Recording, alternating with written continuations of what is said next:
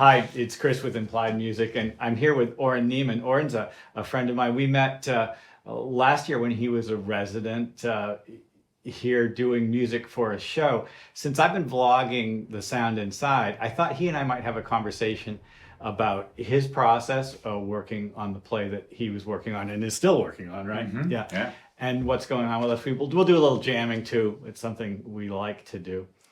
So let's take a look at that.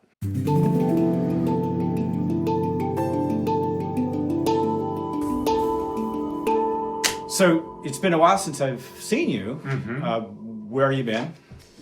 So I've been back in New York.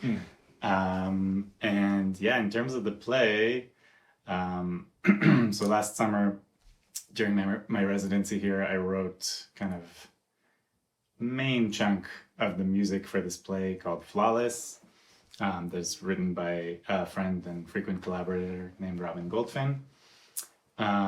And through the summer, actually, we were talking a lot about the different aspects of the play and kind of how best to support the different needs in the play musically. And now we've kind of been slowly experimenting with different chunks of it with actors. So we've talked a little bit about the music that you've done really and over the past year, and just as we were prepping for doing this, because we thought we would play a couple of things, like just use them as fun foundations for jamming. But you played something for me that you called a cycle that would be great if you could just kind of like play it and explain a little bit about it, because it was awesome. Sure. So one of the kind of main themes in the play that comes back in many different variations is written as an underscore to dialogue between a husband and wife, and the husband is the wife's caretaker, and she's suffering from dementia. So her life is very much, both of their lives really, are very much of a loop. You know, they're constant, right, of course. Frequency of repeated questions and kind that's of in the text. Right, that's already written in the text, and by reading it, it really, first of all, it has an internal rhythm because of the cyclical nature of the dialogue. And so I kind of knew that I needed something that would be ambiguous enough as a cycle where it doesn't really feel like it has a beginning or an ending. So I'll play it and try to sing it in my not so good singing voice.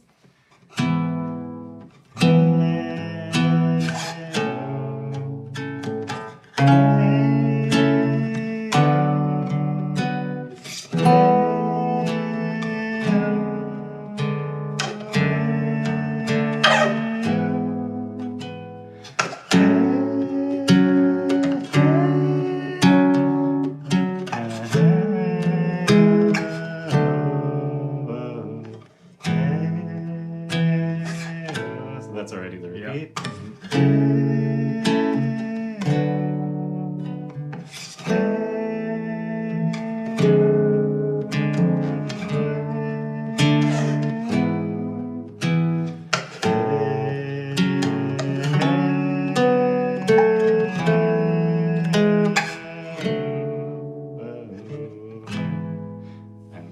And on it goes. Right. So what are you doing to make all this work? So really one of the main things for me is using inversions or slash chords or many different names for the same thing. Yep. So it starts right away with just like an E major chord, but because the G sharp third is in the bass, it makes it a lot more ambiguous than of course. Yeah. And so that does lead to just a pretty straight up A chord. Yeah. But then it goes to that same A, but again with a third in the bass. Yeah. And then, you would maybe think that would lead to a D major, but instead of that, it goes to B minor, but with D in the bass. So you get kind of where it was going, but it's still not quite home. It doesn't feel like going home quite. And then it gosus to a sus chord that's never resolved and still ambiguous, and the resolution then becomes a diminished chord instead. So that's so beautiful. So E sus to F diminished, where you get the resolution of the sus chord, but again, still ambiguous because it's a diminished chord. Then that diminished goes to a D chord resolution, but still with Over the third F of sharp bass again. And then back and then to off we go again. back to E, and it's actually not. It's not quite the end. Oh, really? So then it goes back to A. This time A6. So again, not quite very I on see. bass. Yeah. D major 7. Uh-huh. So it is the D that you would expect it's going to, but because it's major 7, again little it bite. doesn't. Right. Again, the E sus this time does yeah. get a quick resolution, but then goes down to a D major chord with bass. But because it's again E going down to D, doesn't really feel like resolution. No, it doesn't. And then from that D to the beginning of this. We discover in the text in your play, they dance, and they dance a tango. We thought we'd jam a little tango here. Yeah. Yeah.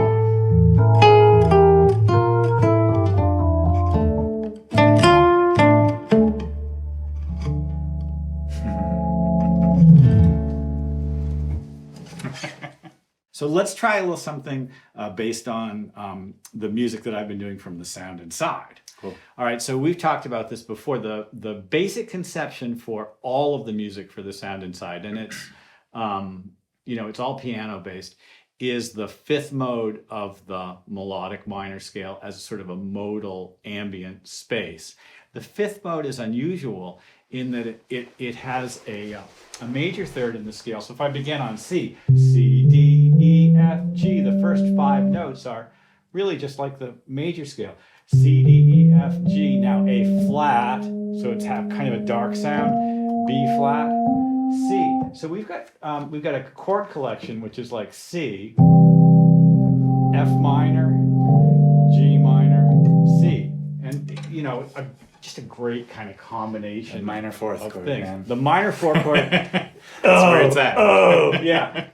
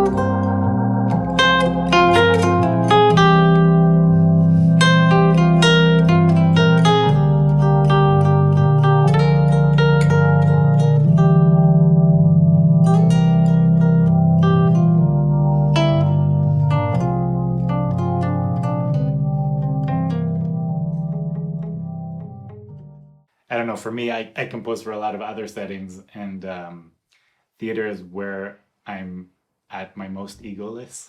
There are other people on the team. We talk all the time. Okay, this doesn't work. Let's get rid of it and do something else, like immediately. Yeah, it's true. And you've got to be, in theater, they say you've got to be ready to kill your babies, which is, you've got 2 babies. Well, I hope this has been useful. It's certainly been fun. And it's great to see Oren. I haven't seen him for months. We've all been like trapped in our respective homes, as you know. So, like and subscribe. And if you hit the button, you'll be notified when, we're doing the next video, which will be, tomorrow. Is there anything we should say about, your socials or anything like that? You want to promote anything while you're here? No, I mean, you can look up my name. I have a website. But yeah, I'll drop that in the description. The projects I'm working on right now are really more in the kind of cooking it up phase. Excellent. All right. See you guys next time.